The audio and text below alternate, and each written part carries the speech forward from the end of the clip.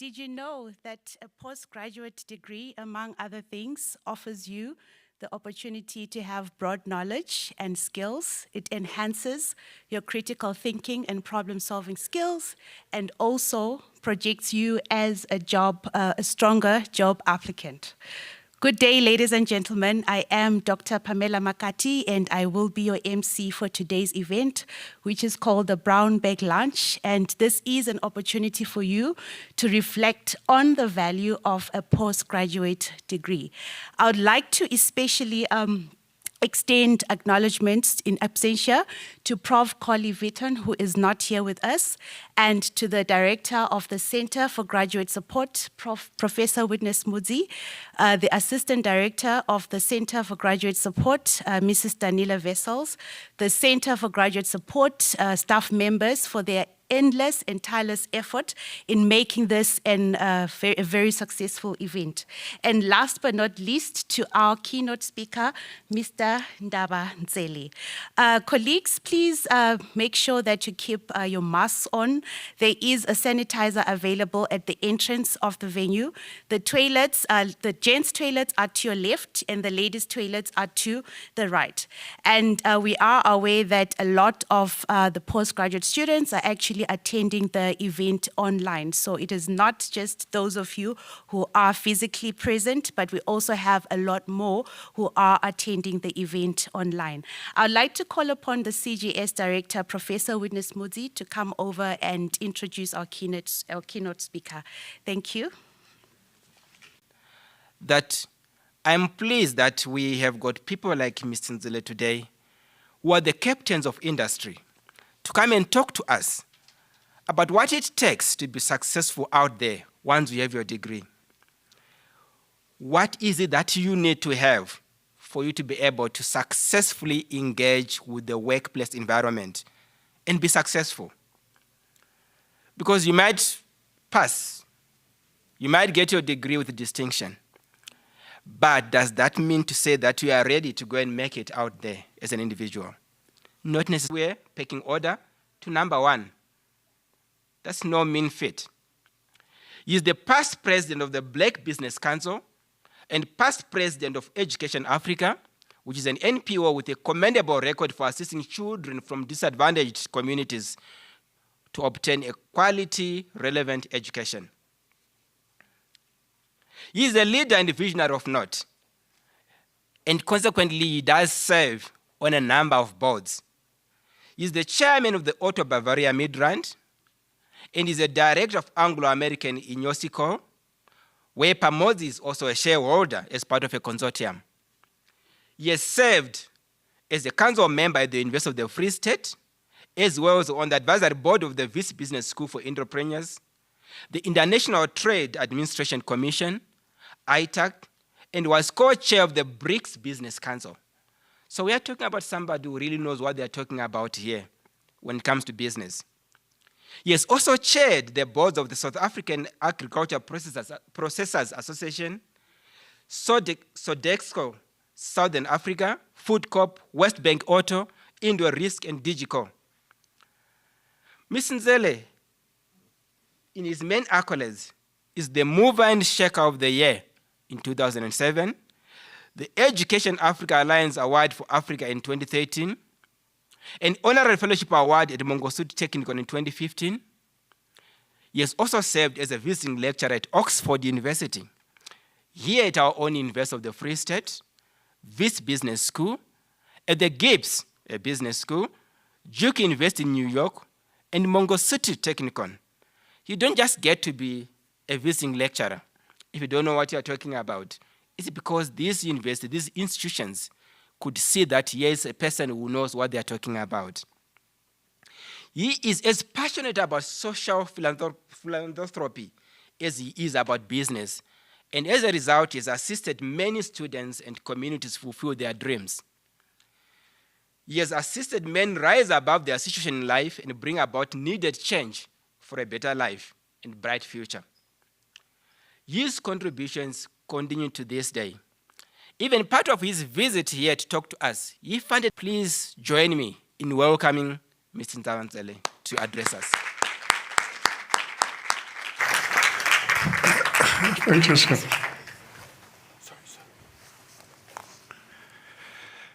Thank you, Prof. and Dr. Pamela Makati. Thanks a million times, or a billion times. I'm very, very happy to be here with you today. And as such, I must first thank the university for giving me the opportunity again to talk to you as students and also future billionaires in dollars. And these opportunities are very, very vital to uplift our own kind. As you know, my address is supposed to be about the postgraduate degrees, how important they are. They are very, very important, and I was asked to write about that. I don't cheat. I don't like to cheat. I did wrote a lot of pages here, but I can tell you I'm not going to read these pages because that's my style, but you're going to get it. So when I'm asked to write by process, I do write. But then to address people like yourself, I prefer to do it talking to you, because the rest of your life, you're going to be talking to other human beings verbally, whatever you are doing, being an educationist, a professor, a doctor, and all that. So it is very, very important and vital to talk to human beings, and also important to see them eyeball to eyeball. It also gives you some privilege of assessing the people that you are talking to. My address to the student today is about reflecting on the critical question about your future, especially whether it is necessary to consider embarking on postgraduate studies. A wise educator once threw down a gauntlet challenging her students to do more by saying, no matter how much you learn, you will always be nibbling at the fringes of knowledge. So there is never a limit to learning, because the more you learn, the more you realize how limited your knowledge is. So knowledge is so fertile. Once you've started, it's like another beautiful Nike slogan. As I brought Nike into Southern Africa, that slogan says, there's no finish line. So as long as you are alive, you must pursue certain things in learning, educating, and create wealth for yourself. I'm going to be talking about two critical things after your postgraduate degree. I'm going to be talking about wealth creation. It's very, very important to talk about that, because we tend not to talk about wealth creation, and we talk about jobs after graduation. I'm going to talk about wealth creation, and I'm going to talk about courage. Wealth creation is so important that is the oxygen of this world. And before we get into the wealth creation, I was asked by the university to give them a quotation, my quotation. And my quotation to university, I said, in order to be super successful in life, you must de-racialize yourself. You don't need authority from the government. It's all in your mind. You de-racialize yourself. You look at yourself as a human being. You don't look at yourself with the labels that were imposed by the world, especially the European and the American, calling yourself a black person and calling other person a white person and calling other person a colored person. Once you are in that slot of racism, you are also limited in rising to the highest degree in terms of wealth creation and also in education, because you are in a box And once you are in that box says we cannot have African professors. And you cannot have African professors in science and math and all the things that was created by the colonizers. So when you look at them as human beings, and also you look at yourself as a human being, that's a starting point. That you have to de-racialize yourself. Once you have de-racialized yourself, is where your success as an educated person, because postgraduate is very, very important. When you first get your degree, you are happy. What must you do after a degree? You must go out to the marketplace, find a job, or create a job. It is possible. And then after that, come back to a postgraduate. You must be students here. You got to. Because that gap of going out there, it actually gives you a better knowledge of what postgraduate degree are you going to take. And by the way, all degrees are very, very useful for wealth creation. Never forget that what we do after we're educated, we must create wealth. As I parked my car outside here, the two lady students who came to my car, they wanted to get inside because they said it's nice. They've never seen it. Yes, they are. And they said to me, what am I doing? I'm looking successful. They also say my tie is nice. What am I doing? It's two students. That's great. When I park the car, where I park, and they're going to connect with me. So they said, I said to him, what do you think I'm doing? Am I a policeman? He said, no, you look a businessman. I said, fine. I said, this is what we like to be. There's two ladies. As I'm coming here, you'll get their names, Professor. But they said to me, they are studying a wrong degree. I said, there's no wrong degree. I said, what are you studying? They said, music. I said, gee whiz, that's the best that I would have studied myself, because I told them that Sipho Hostik Mabuse is my homeboy. We grew up together, went to the same school. I went to business, he went to music, he became super rich. And he saw a lot of places even before me. He traveled. When he came and they called this group Harare, they went to Zimbabwe before we during apartheid, it was difficult to go to Zimbabwe next door. But Sipho was there, come back, called the group Harare because of having gone to Zimbabwe. He's my homeboy, he grew up to it. He was rich, he was driving some fancy cars and all that. But he appreciated me too, as his homeboy, for having taken the direction that I took. But these two ladies, I talked to them about Sipho, and I talked to them about two ladies I met in America when I was there with Professor Janssen. I cannot quite remember what we were doing there with Professor Janssen, but that much I can tell you. It was televised. Oh, it was Education Africa issue. And then we met Aretha Franklin. They were super rich musicians. So these two ladies, after I've told them that there is not a single degree that is useless, and then immediately they jump to postgraduate. They are junior graduate. They don't have their first degree. Immediately they jump to postgraduate. And ironically, I'm here for postgraduate. And now you can see how important it is. They said, okay, give us an advice. Postgraduate, must we do an MBA after this? I said to them, you must go and write songs to churches and sell them. And then after that, see how the market is. And then we can decide whether your postgraduate degree, what is it? The professors are here for that, to channel them. In what commercial fair. Not necessarily that it must be MBA and all that. That's how you make decision after you have tested the market.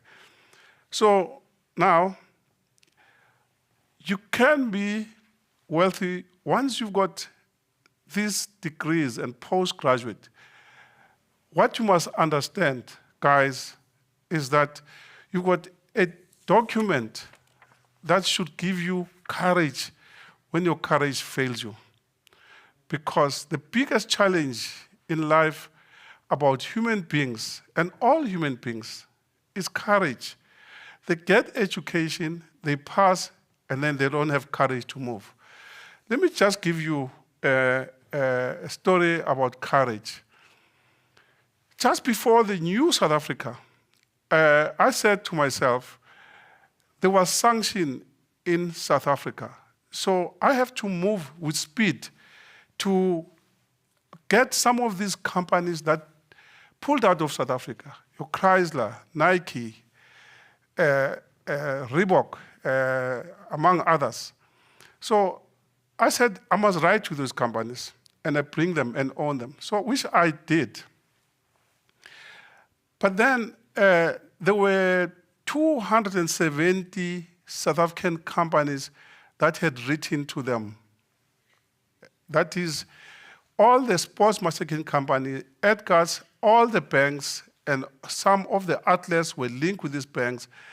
When I wrote to them, they told me that there are too many companies that have applied.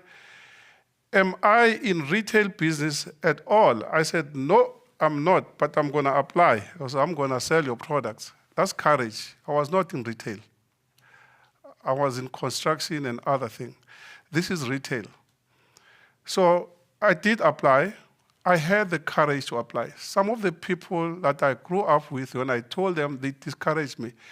I did apply in my application form because I believe business and education is best utilized when you are in a classroom, eyeball to eyeball. I know these days we're having, we've moved on, we've got online learning, whatever, but still the eyeball to eyeball factor, it does play a role. So I said to Nike, I'm gonna go to Nike. It's Portland, Oregon, it's far from here. Now I knew who my competitors are, all the banks, Edgar's, Total Sport, a whole lot of them. All of them that are trading in these things. But then, did I stop to pursue the dream? I didn't. Now, with my courage, I utilize now. This is what you must do, guys. Like the two ladies who were stopped there by my car, what they achieve is to have a direct link with me.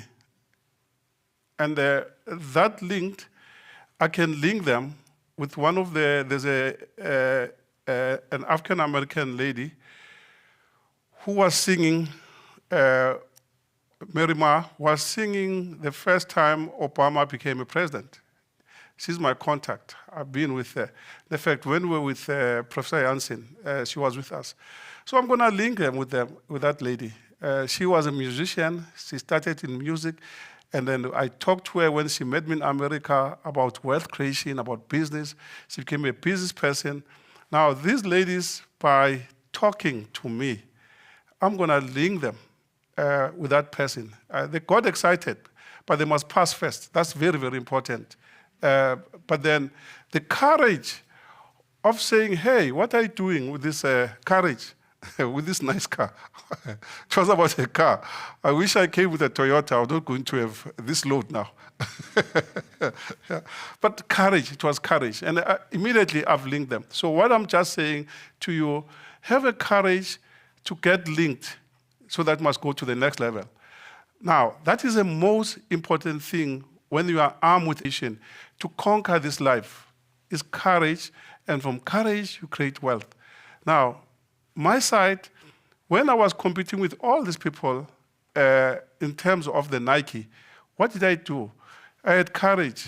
I wanted a letter from Mr. Mandela, President Mandela. I grew up in the same neighborhood, but it was going to be difficult for me to get to President Mandela. So what I did, I made my life easy. Because I said, you must de-racialize yourself. You must look at human beings as human beings. So I went to some of my friends, Yusuf Surti, who was dressing Mandela. I said, Yusuf, I want Mandela to write a letter to Nike. You dress Mandela. He's the one who dressed Mandela. So that's the quickest way now this is relationship that you must have and have courage to go there. And Yusuf managed to get Mandela. He said, there's a nice suit made for you, Tata. Come and have a look. And I was there at the shop after hours. So we managed to squeeze him to write us a letter to Nike. And then the next thing, I managed to get Walter Sisulu. They were all from Robben Island to write a letter. I managed to get the present president, who was at Teflop with my wife, and he's my neighbor, Cyril Ramaphosa, to get another letter. So now I was courageous. I've got these letters because I'm competing with the world acclaimed people with this Nike. Some of the people that applied were not South Africans, were from Britain and also America to come and distribute Nike here. So I got these letters. Now, on top of that, I said to myself, I have to get attorneys to write a letter for me. So I got attorneys in America, and those attorneys, they were able to talk to Nike. Now, coincidentally, I was the only one in the 270 that brought so many powerful people, plus using attorneys, to liaise with Nike on my behalf. Nike liked that. They called me. I was the last application, but first to win Nike. So I had Nike Southern Africa, and I grew it from 0 in Southern Africa to #1. And I did what those days we were having the Springboks, which were one African player from Cape Town, and I sponsored the Springboks. See now, we took the brand that you are wearing, that's an Australian brand. So we took, there's a lady who's wearing a Springbok jersey here. So that's, so I took out that brand, and then the Springbok had the swoosh. And we won the World Cup. The next thing was history. I had Nike Nigeria, I had Nike Mauritius, I had Nike all over, we're #1. But it is courage. Then I met top people in my life. When Tiger Woods came to South Africa to play golf at Sun City, I hosted him. And when you start getting into that league, you see how courageous people are. Tiger Woods was a youngster when I was coming there, but the confidence, the courage of winning and everything and learning was just too much with him. And I've met Michael Jordan. I've met this tennis player who's got courage, courage that he can make it. So, guys, I want you to have courage, courage to create employment, to be employers. It's doable. You must network. And some of us are there, not only me, we've got a lot of us that have achieved the wealth creation part. Your Patrice Motsepe and other people, the foundation, once you have created wealth, the next thing you serve your people, and by doing a lot of things. I mean, I've built a stadium, which is named it after Christiani in Orange Farm, in a depressed area, because of having created wealth. So that is why I'm saying to you, you must start creating wealth on a serious note. Some of the things, they depress us in the business world and the South Africans. When students ban libraries because of a 1,500 snippet, it does, I must tell you. Then there's not the right people that were grooming, because that breach of a 1,000, which was not paid for a couple of days, you should be able to create yourself. I bought my first car when I was doing my matric, final matric. I was working, I was selling papers. So it is important, guys, to do something to create wealth. Not at time, we can start now. There's a guy called Jan Erasmus. He's got a company called Prestasi, which I bought it 100% because Prestasi was the only short-term insurance that had offices the whole South Africa. Doesn't matter, including Namibia, how small the town was. So I bought Jan Erasmus' company. But Jan Erasmus started Prestasi at Pretoria University. He was a student there. He was an engineering student. He never practiced engineering. He started Prestasi because he looked at the situation. At that time, the only insurance companies, short-term and otherwise, were English companies, Old Mutual, blah, blah, blah. And it was Afrikaans speaking. And he said, let me do this thing. And he mobilized with a number of Afrikaans speaking people that were growing leaps and bounds. And he created the biggest insurance company in the country. Then I bought it. And then when you buy it, somebody got more money than you, buy it too. Patrice bought it from me. So I've got to work hard too, you see. I've got to go to the gym room. She's laughing. I have to. But that's the name of the game. But all of us, we do educate kids, have some social development with students like yourself. So I said I'm going to focus on wealth creation to you guys, and you must interact with us. I used to give coaching to all students that had written to me who wanted to be entrepreneurs every Saturday at my offices. Now, when I coached these students, I said to them, they must study, but then they must also create wealth. Now, I didn't know that 3 of these students were coming from Durban every Saturday.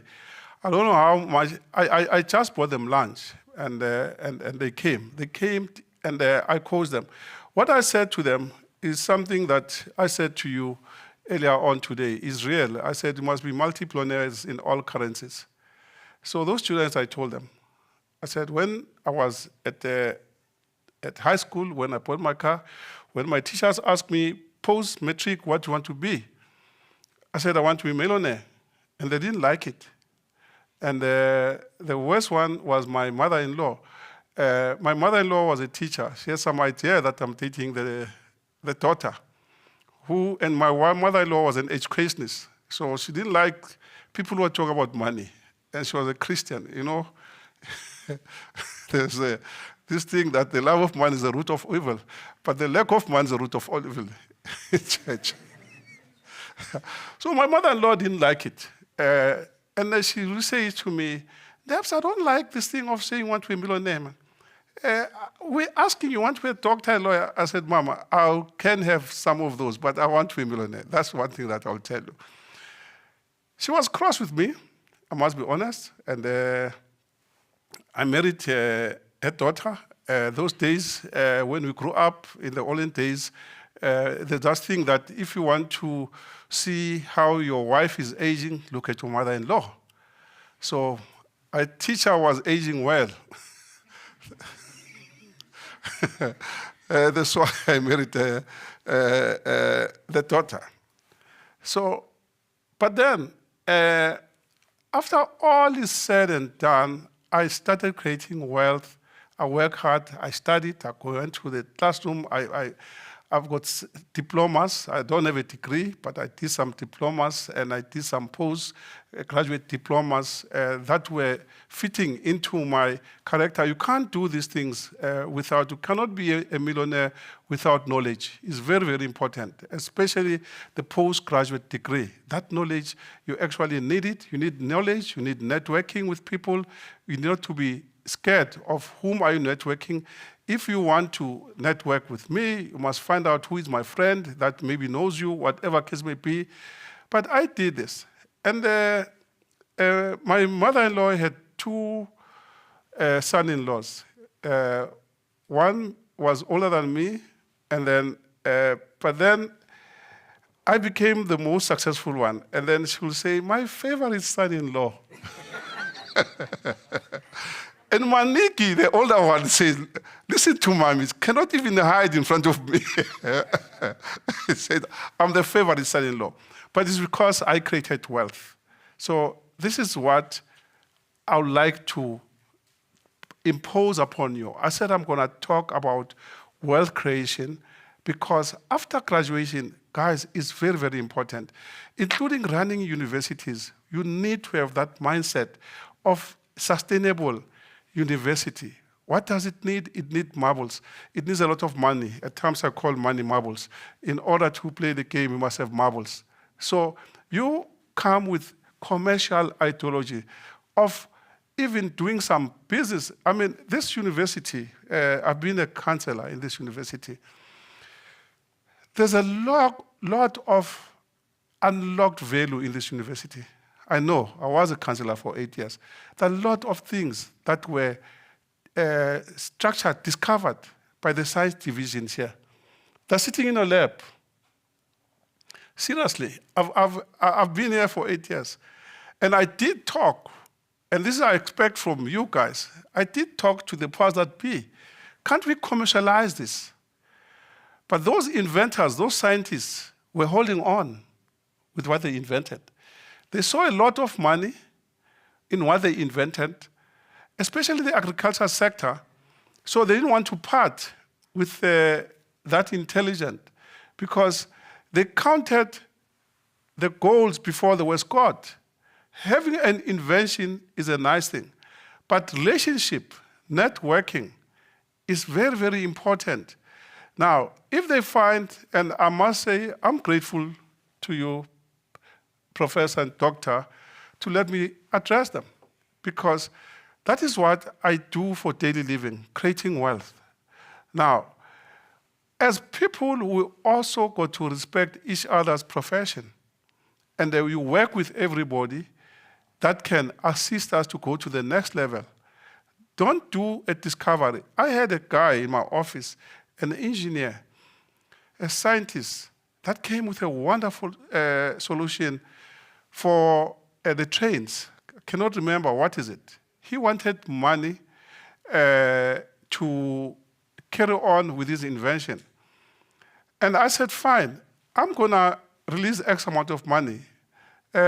He said, yeah, but I want shares in this thing, because I ran the numbers for him to show him that this is gonna be a multi-billion rand deal. We said, no, I'll pay back your money after I'm making money. Now, these are the things that put us down. These are the things that I'm trying to unlock your minds, that with whatever discoveries that you do after a postgraduate degree and you go further, also have the mind of interacting with other people, so that you must go to the highest degree and create the world. I'd like us to develop this country. I'd like us, and it's possible, guys, I'd like us to stop mourning about being underprivileged. All the historical baggage, guys, I'd like us to move on.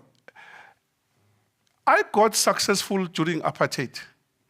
I said to you I wanted to be a millionaire, and I became one during apartheid. And you can imagine the situation there in terms of the laws. They were tight. You couldn't do anything. They were tight for commercial purposes. But I became one, myself and some of the friends. But then I moved on. I educated myself further, and then I moved on, and then I said, I want to be multimillionaire in all currencies. And I did that. And the nice thing, there's some people that come from this university that I employed, and they're also serving in the university. When I employed them, they're highly qualified. One was a chartered accountant. And I told him that I'm going to make him a millionaire. I did make him a multimillionaire, and he's still serving in the university here. That is networking at its best. There are two students from this university that are working for Phamotse. One is Ayavuya Matolo. He's from here in Free State. In fact, both of them are here. And the other one is Donovan Peterson. I said to them, what message should I give your fellow students who come from there? Donovan said to me, the university created diamonds in us. So with that word, I would say the university is good. If your university are creating diamonds, I'm very, very happy. Professor and doctor, it means you are doing something. He said, you created diamonds. And then he said, Phamutsi polished the diamond. So, because he's doing super big deals, guys. I'm not lying to you. He should be 27 years old. You'll see him very soon in the media with big deals that he has closed. So he said we polish. So we appreciate to get postgraduate intake, convert them into entrepreneurs, or they convert themselves into entrepreneurs. And anything that is negative, you push aside. In this paper, I wrote about the 2030 plan. It's not RDP, I forgot, but it was a plan of creating more people who are going to be sustainable, are going to be employed. Now, it's a dynamic thing that the government created, but the government is not moving forward. Now, I want to say to you, you have to do things without blaming the government and talking to the government. You have to come together and look at that paper and unlock the value there. As I said, even here in Free State University, in your laboratory and your science division, there are certain things that are here that can be unlocked, and then we sell it to South Africa and the world. Let me tell you another story. It's about meat pies. You have to, whilst you are studying postgraduate, you've got to interact with other people internationally, be students, whatever case may be. Because the world is open now. I was looking for money, and I was looking for 1 billion rands. Now, you must all know that the banks are selling money, but the banks don't want to give money anyhow. But if you come with super plan, the banks leave money. I wanted 1 billion rands to buy a company called Pieman. And I went to South African Bank. All of them, they discouraged me. They didn't give me money. And Nike told me that if you don't get it in your country, the world is open now. And I went to England. And I find some young graduates, young, I repeat, between 30 and 25, who were in the commercial sector, who were structuring new financial instruments. That's what you should do as postgraduate. After you studied, you have to extend your mind and change things, come with new structures, and challenge the market with those structures. These boys, within 3 days, I was in England, they created what is called now a Eurobond. So the first Eurobond was brought by us, Phamutsi, in South Africa, to buy Pieman. Now, the secret, those guys, because they're educated, they look at the stats in England, and they do some research, because we have to do research. That's why you are studying. They did some research, and they found out that a whole lot of pensioners in England are sitting with a lot of money, and they're getting 2% interest. In fact, it was 1% interest at that time. So they went to all these, they wrote to these grannies and all, they said, can we put together a Euro bond, a bond to borrow Ndabantsele to go and buy Pieman? It's a big company in South Africa. And then those pies were going to export to England, because in England, they like pies because of their lifestyle. You are going to get 6% out of your money in a period of time. Now, that is critical thinking. Postgraduate is what we expect from them. That critical thinking. So a Eurobond was formed. Before I left England, I had 1 billion rands. I bought Pieman, 100%, and we made pies here in a small, in Mpumalanga. Our main factory was there.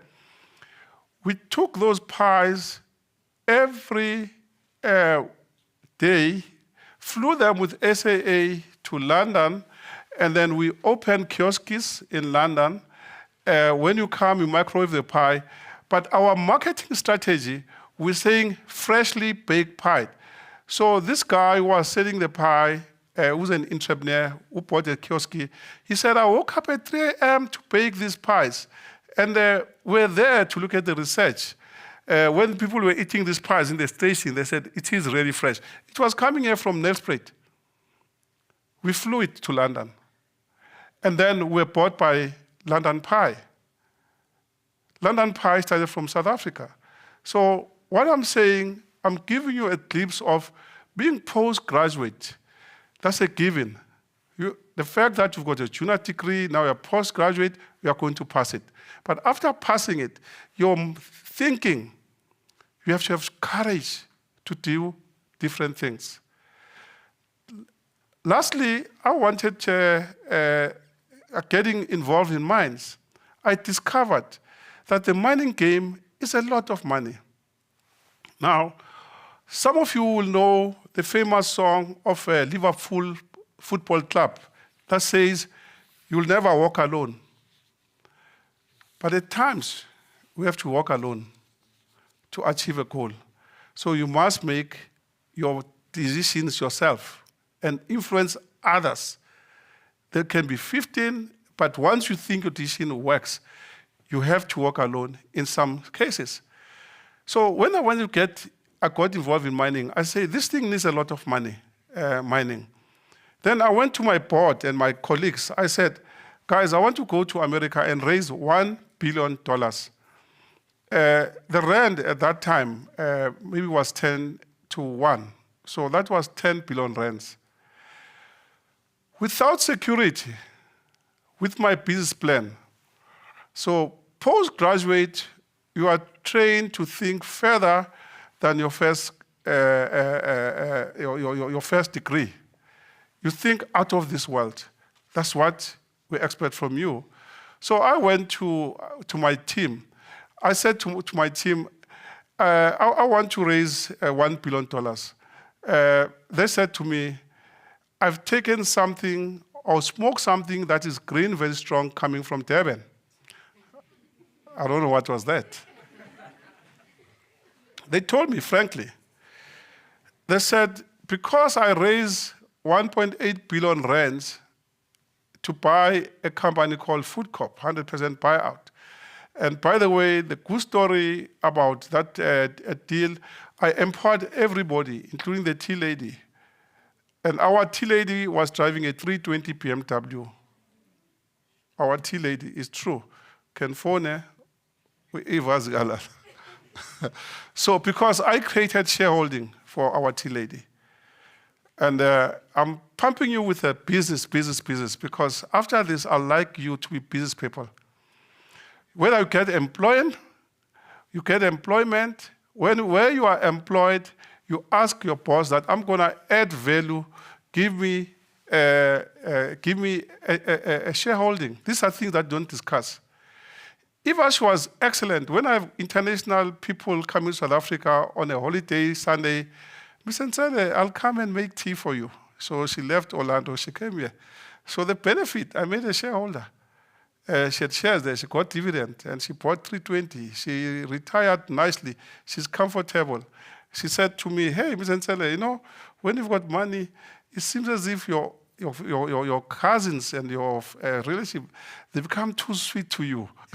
How do you hide it? I said, you got to develop the skill. But this is what I did. Now, the $1 billion, my team said, no ways, because I'm in a corporation. They said, I'm not going to, the company must not pay for my flight to America. I said, fine. All of them, the whole board was against me.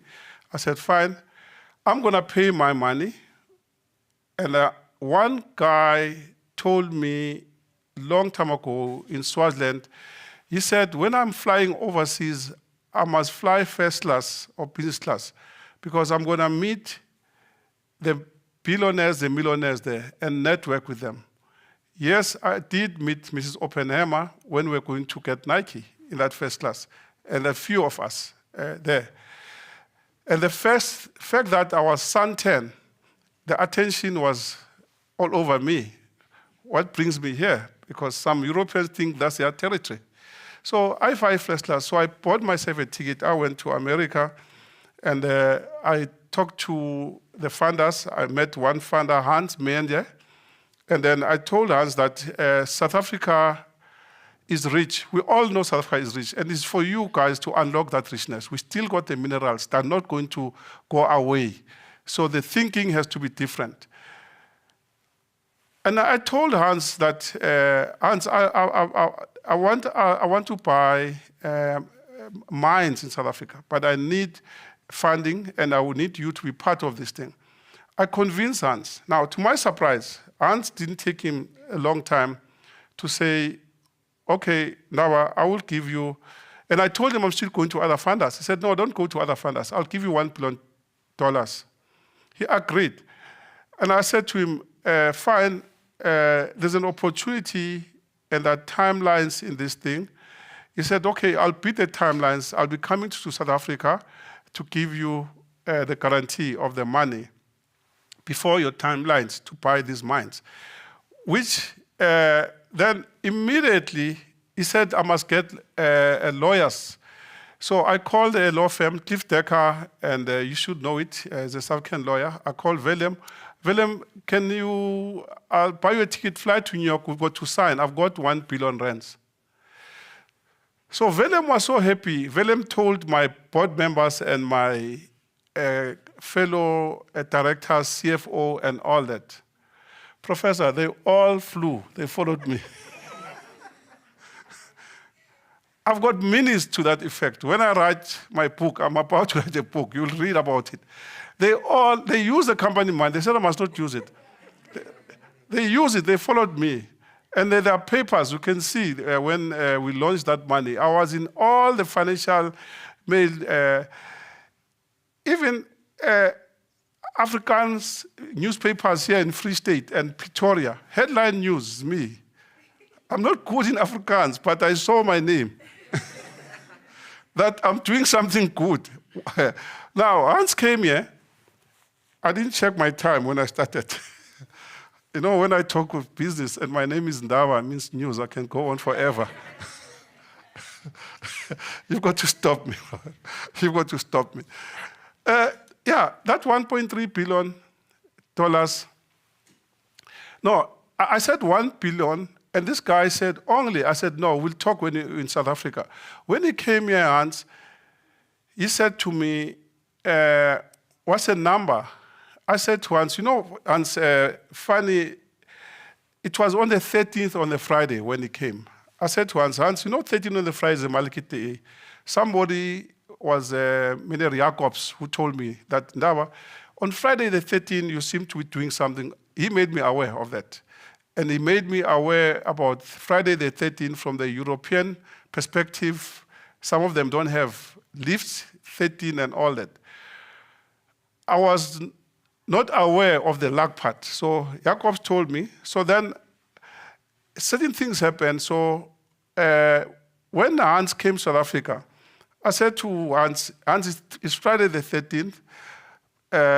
I hope you don't believe in the unlucky day because it's my lucky day. So the amount of money that I want you to you give me to go to mining is $1.3 billion. I increase it with $300 million US. Not knowing that Hans was born on the 13th on a Friday. He said, that's my birthday. Today is my birthday, you've got it.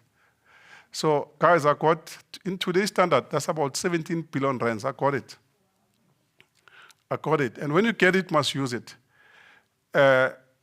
Must use it. So being postgraduate, you have to be decision makers. You must make precision decisions, like people who play sport, basketball. Take seconds to make decisions, what I'm doing. Decision making is very, very important. And that importance of decision making is informed by good education. Good education, courage. Courage, you've got it. You've got a certificate. You can be proud. You've got a certificate. You know, Tammy Mazwai, he created certificate for taxi guys in Soweto. When those taxi guys got a certificate from a university, a UJ, they were so courageous. They even bought more taxis. So courage is the most important thing that, guys, you don't buy it, is within us. It's just like saying, de-racialize yourself and look at human beings as human beings. Because if you don't, the other terms, they are making you a secondary human beings, and others, they're making them as superior human beings. You kill that. You kill that. So I got the $1.3 billion. Now the good news, I used immediately, when it landed, I used 800 million rands to buy rand uranium, which is a gold play. And after buying that, somebody again came and bought us out. That is Sibanye Gold. Sibanye Gold started from my business. Today, Neil Froman, I don't know, must go and check his market cap, but he started from my business. So he came, he offered a fortune. So I was outvoted by the board because, you know, we've got corporate governance. I wanted to keep that, but the boss said, no, but we cannot. This guy is overpaying. I said, there's nothing overpaying. He saw something that you don't see. And then he bought it. And today, you all know, I think they are in Canada, in America. I think it's the biggest mining company in South Africa today. I haven't checked the market cap of that thing. But all what I'm saying, guys, I'm saying it can be done. It's possible. It can be done. And those that also like to communicate with me further, they can do so via who've got something big that they want to do, via my company. I want dreamers, but I want all of us to grow. And I think that must not forget, you must hunt in packs, like elephants. Like hunting pack must come together, not I, me, myself. You'll be proud to know that at one time, during our peak, we had employed 27,000 people. In Chile, I had fishing boats. Australia, I had something. England, Glenrick can fish. We had 70% market share in England. We had businesses the whole world as Phamotse Group.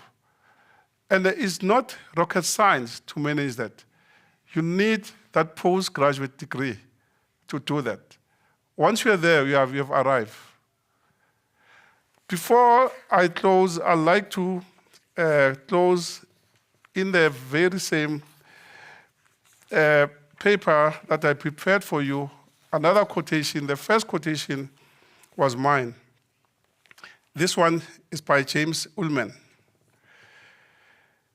He says, I quote, "Challenge is the core and mainspring of human action.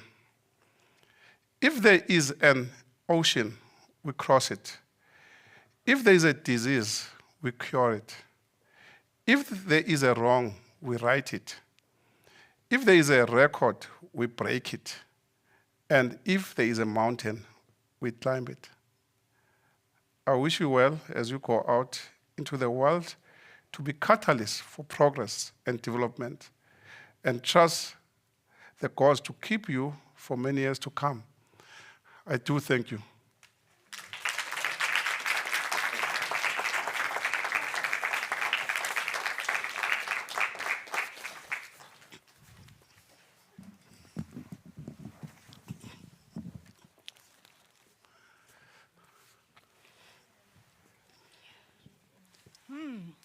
What a very reflective and insightful talk on the value of the postgraduate degree in the business world. So your skills, knowledge, and expertise will enable you to be innovative, solve problems, and also make decisions. But as Mr. Nsele said, with courage and through networking, you can create wealth. Mr. Nsele, thank you for the reflective, insightful, and also very encouraging and motivational talk. Ladies and gentlemen, I'd like to open the floor for questions for Mr. Nsele.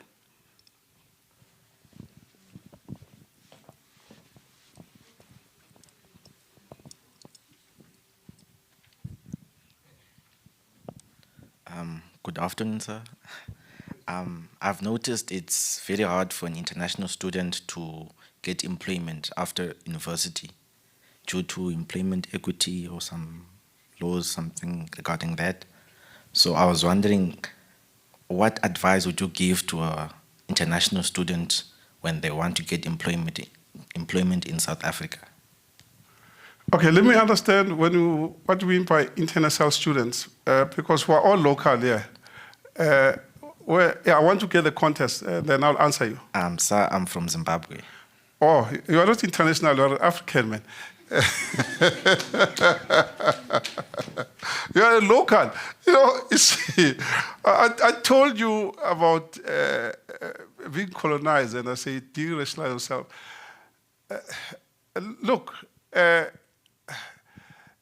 okay, the surname would be familiar with you as Limugane Siziba.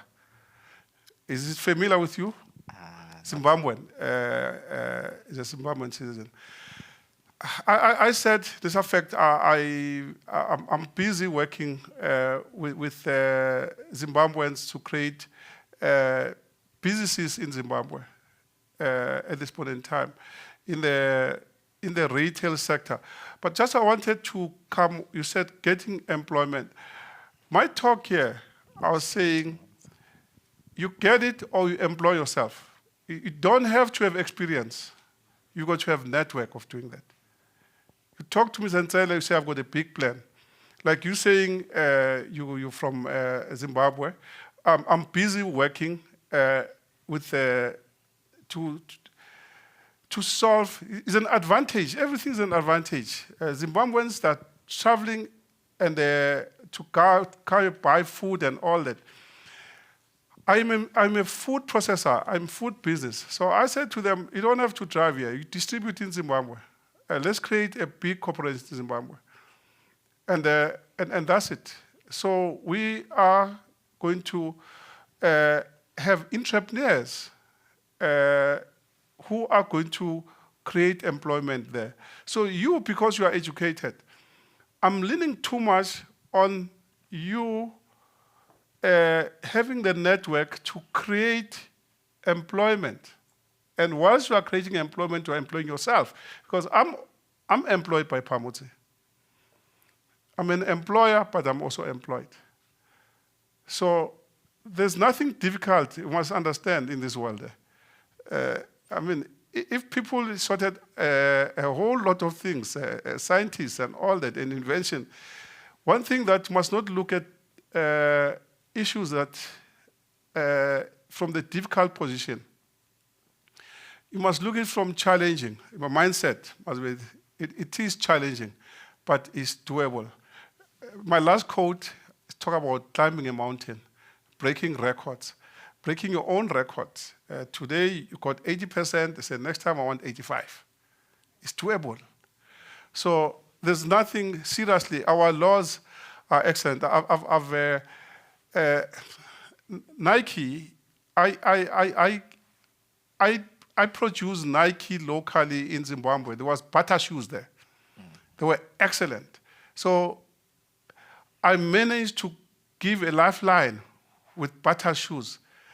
The only thing that I couldn't manage is when you ran out of petrol. So I had to move that factory elsewhere. So look at yourself as a son of the universe. Nothing impossible. And you are African, you are here. You can get jobs. In life, you get what you negotiate. Thank you. Thank you, sir.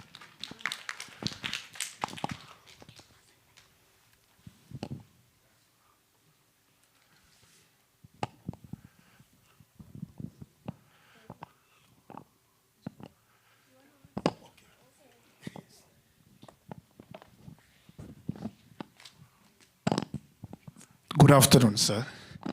Thank you so much. My name is Moshe Moses Makwa. I'm a second-year PhD student here. I've got a comment with regarding the speech that you have given us and your ideas, and thank you for that. What I've noticed is that there is a paradigm shift in our country in terms of how we want to be active in the economy. And the only alternative is what you have alluded to, that we must become entrepreneurs. We must have new innovative ways. And I'm going to make a typical example to say that there's some committee that I'm sitting at Central University of Technology. It's alarming to see how many PhD graduates we have in the country and master's graduates who are unemployed and who are really looking for opportunities to get opportunities in universities or companies or so forth. And what I like here, your emphasis was that we must become employers, because really there is a paradigm shift. The expectation in South Africa now to say that if you've got a master's degree and a PhD, you will be employed by a certain company or university, it's very much unlikely, because we are moving to what is happening in America right now.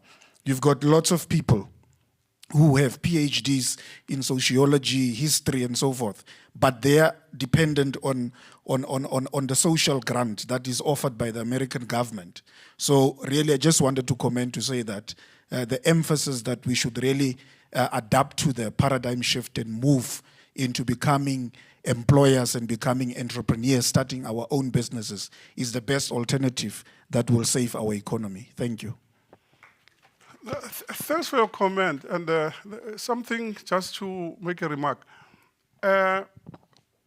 My in-laws are educationists. My father-in-law was a doctor. My mother-in-law was a lot of degrees. And my family come from a business, from my grandpa. But then people get stuck with education. My brother-in-law is a social worker. He's got honors in that thing. Now, they dismiss him because of they didn't get a grant in somewhere from America in his job. But when they dismiss him, the government needed so many social workers. When I said to him, "Hey, Chief, can I sponsor you to start your business?" He said, "No, I've got to be employed, because if it fails, then what?" Now, the mindset. My own brother, after qualifying with a degree, I said to him, can I sponsor you with R1 million to go and open your Kentucky, whatever? Don't go and work for anybody. He said, "Hey, I've got 5 job offers." He said, "Hey, you don't understand, man. Hey, my degree is so good, man." You even went to my mom and my dad. He said, "Hey, listen to this chap. Maybe it doesn't have a degree, is this problem." and long story short, he was taken by, yes, he was in demand, Standard Bank, Absa, blah, blah, blah. One of them took him, he rose there. He thought it was going to be a Sim Shabalala. The banks collapsed, he was retrenched. When he was retrenched, there was social pressure. "Your brother is so successful, why are you not working?" So then my mom, who used to say to me, "Hey, not all of us going to be busy, leave him to do what he wants to do." My mom comes to me, and no can't argue with mothers. "I'm not ashamed that your brother is not working, and you've got so many businesses." So then I said to him, "Okay, let me check what package you get. You still have some money, put X amount of money." And then I made him a shareholder at Otto Pavara Midrand, which is the biggest BMW from Cape to Cairo in terms of sale. He's a shareholder now, and is also working there. After a couple of years, he says, "As my brother, you don't have a strong character. You should have forced me day one to win business." It's a nice one. I said, "I don't have a strong character." Thank you. Good day, everyone, and Mr. Nzele. I don't have much to say or ask, but just from listening to you, I already feel like I'm rich. I don't know if anyone also feels that way. I just wanted to ask, you said to us in the beginning that we are future billionaire in dollars. Yes. Are you a billionaire in dollars? You know what? I'm wealthy, but they've got taxmen. I can't disclose. But what I achieve, what I want to achieve, I have achieved. The fact that I build stadium, I build schools. There's a school in Orange Farm. I mean, it was with Education Africa was 42 million rand. It's the first world school. We linked it with. So I've got reasonable marvels that I won't die and be poor yesterday. But then I want you to go further than what I've achieved. In all currencies, not in rands. In pounds, I said, I want you will be future billionaires. In rands, like Patrice. Patrice has achieved that. That's the only African that has achieved that in this country. And there are a couple of people that have achieved, Christo Viso. But it's doable. You are young, you've got an advantage. And I can see the way you stylish, you're going to make it. Thank you. Hello, thank you so much for your talk. Your success is very inspiring, and you're handling billions of dollars, and I'm sure you're in great company like Patrice, and even the mega rich people that we're seeing in this day and age, the Jeff Bezoses and etc. But I actually want to ask, there's a question that's been floating around in just as we're discussing as young people. Should we really be aspiring to be billionaires? Are billionaires actually necessary in our society? And this comes from that argument between capitalism and socialism and how capitalism might be ruining the world. And maybe as we're being educated, we should be moving more towards socialism where even if you're not a billionaire, just you are able to access things like healthcare, like education, etc. So should we really be aspiring to be billionaires or to just have a society in which we can give back and it's balanced, not to take away from anyone's success? Thank you. Yeah, I'll tell you. I said to you, when I was a student, I wanted to be a millionaire because I wanted independence. I wanted education and independence and make decisions to uplift my people. That's social aspect.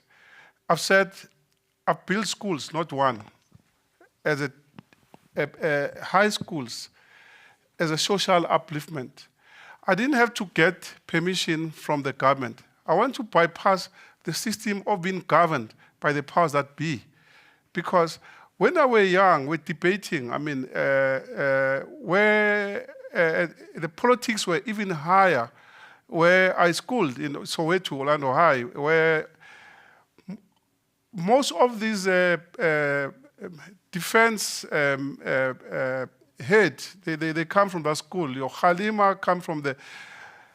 We used to debate between communism and capitalism. Now, and Halima was my senior, also was the President Halima, and also our school captain. He was a communist, he was talking your language. That language, I didn't like it. It was Russian language, that people can be, all people must be the same, but there must be a boss.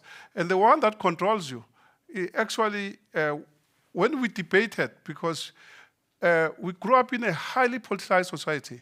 Now, I'm trying to move you from politicized to commercial. That's what I'm trying to do. And those debates were there that time. And you say to me as youth, you're debating that again. It's quite of interest to me because our research, even those days, was difficult to research. But we saw that all the presidents of communist countries, their wives were having expensive rings, diamond rings. The wealth was here next door in Mozambique, in Maputo, which I experienced. I had businesses in here in Mozambique. In fact, I had businesses the whole continent, to tell you the truth. I mean, I've been exporting Nigeria. We put up factories there with MTN, Pay As You Go, and all that. And the capitalist communism thing came in. But my frank discussion with you, is that it's nice to think that everybody will be equal and those that are ruling you are going to be even-handed to everybody. It doesn't work like that. Even today, the politicians that are voted for, they still got power. But the politicians, because I have created power, I talk to them eyeball to eyeball, and I tell them where I think they're wrong, because they're not going to make me broke. I actually, I spoke to one politician. That's why I'm saying creating wealth is so important. I wanted a license for my mining rights.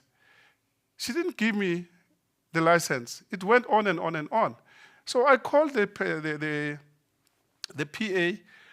I said, tell your boss I don't beg her. Tell her that. I say I don't beg her for that license. This lady says, what are you saying? You sure you don't beg the minister? I said, yes. Why I did that, I wanted to have a direct conversation with the minister and also tell her that I don't beg her. And in a communist social state, you don't have those privileges. When you say that to a minister, he's straight to jail. I think you know about that. So, but then in a democratic South Africa, she told the minister, and the minister was so cross that there's a person who says it doesn't beg this her.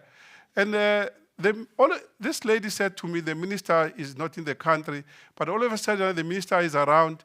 I must go to Pretoria. And I talked to her. I said, you are supposed to come to me because you are using government petrol, but I'll come to you. So I went to the minister. The minister wanted to know that, seriously, I do not beg her, eyeball to eyeball, which I did tell her. She says, why wouldn't I not beg the minister? I said, because once I'm sitting with you, my teeth is ringing. Somebody's buying Yum Yum peanut butter. Somebody is buying Nola mayonnaise. I said, my teeth is ringing. Now, that's a nice position to be as an individual, not with a collective. You also, I said, Liverpool song is nice. You use it, walk alone.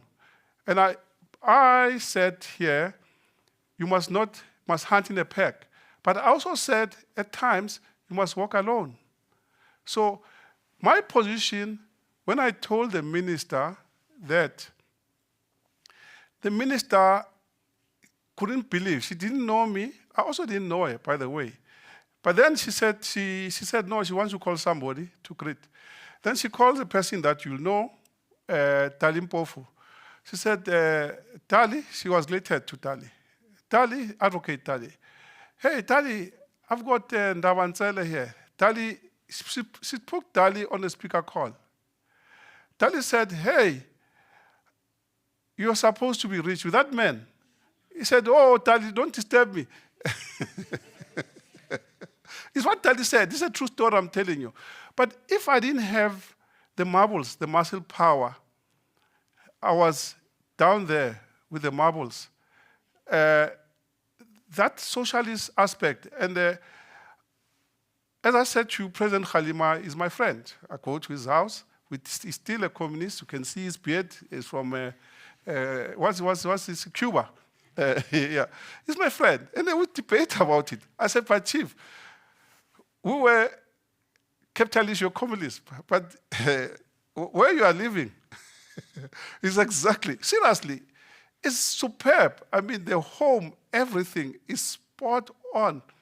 That is what was happening in Russia when they were pushing us to be communists. In China, and by the way, just for your own information, you guys, when you want relationships, and I said you can start business whilst you are at school, you must look to the Far East. I'm dealing with the Far East right now. China is super rich. There's no, I've never seen these Bentley, Rolls-Royce cars like in China and Russia. And then we're sitting here, we said, Makomanis. Okay, thank you.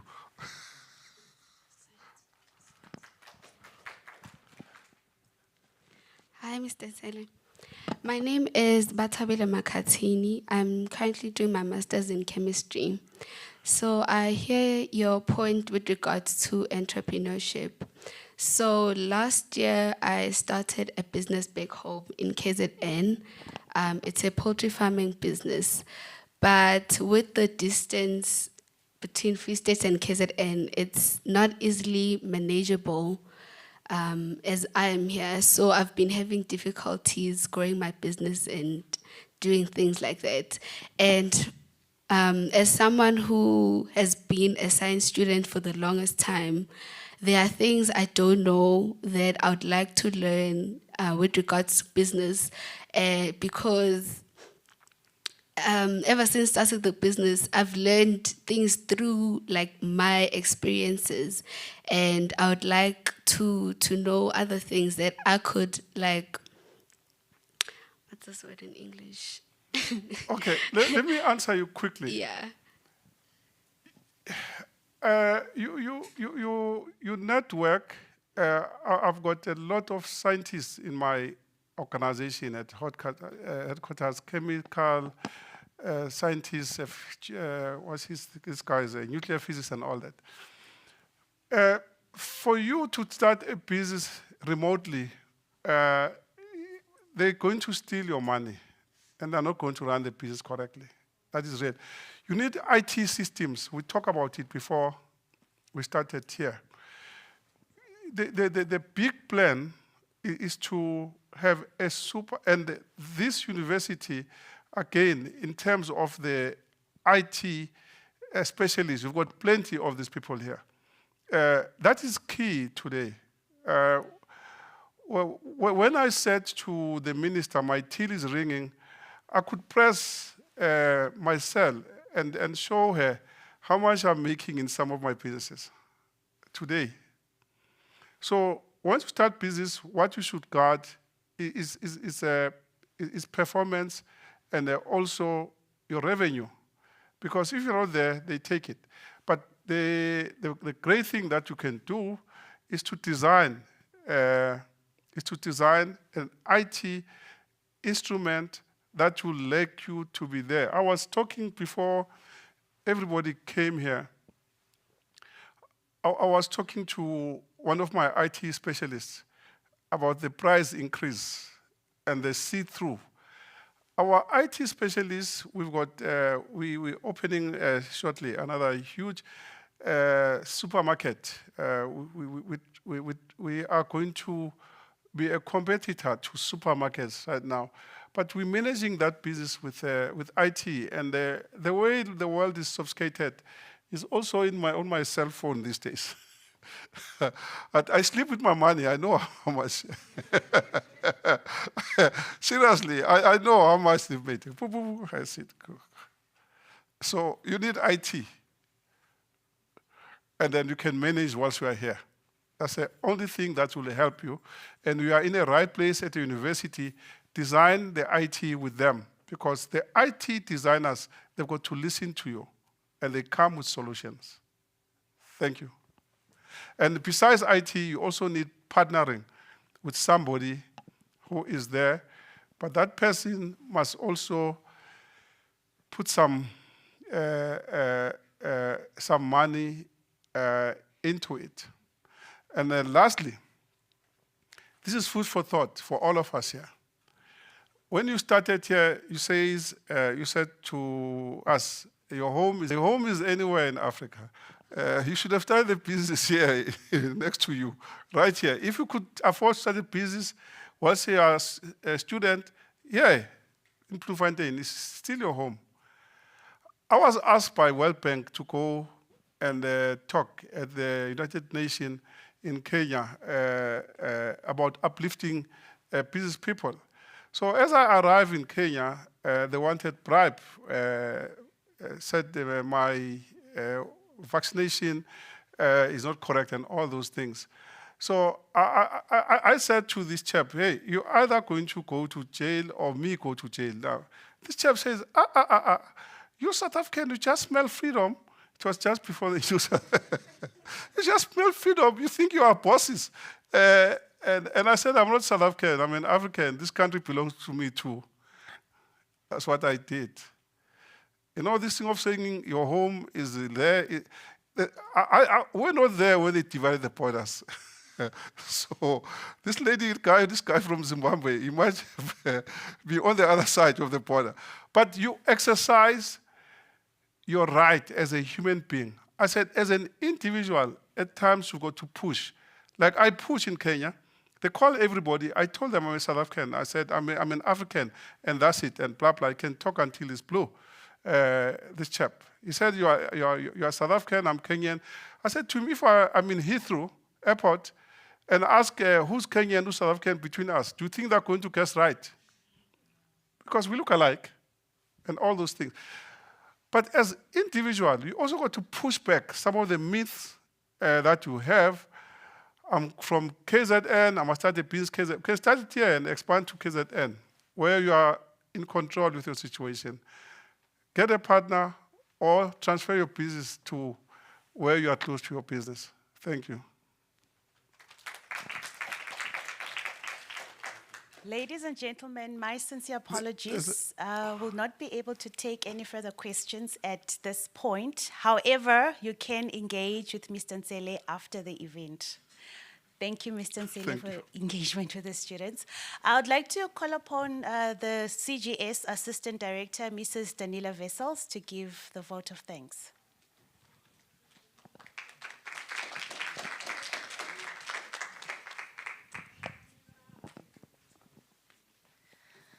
As I listened to your keynote address, Mr. Ntsele, I cannot otherwise than state that you are for sure a leader and a visionary of note. Thank you, Mr. Ntsele, for the passionate manner by means of which you discussed the intersection of being a graduate or postgraduate and being successful in the business world. I'm sure that what you stated today will help all of us to rise above our station and in life and bring about change. Thank you for traveling to the Free State accompanied by your wife and child and coming to our province. Thank you to you as the audience in the Equitas Hall and those that are following the event on the live stream today. The Center for Graduate Support really appreciate your involvement and engagement here. Thank you also to the director of the center, Professor Mutsi, for leading our center as well as the staff that assisted today. Thank you to Dr. Makati, the MC, for the fluent handling of the program. And the center now invite you and welcome for you to take a brown bag lunchbox outside the hall, and we herewith conclude the brown bag lunch event for today. Thank you.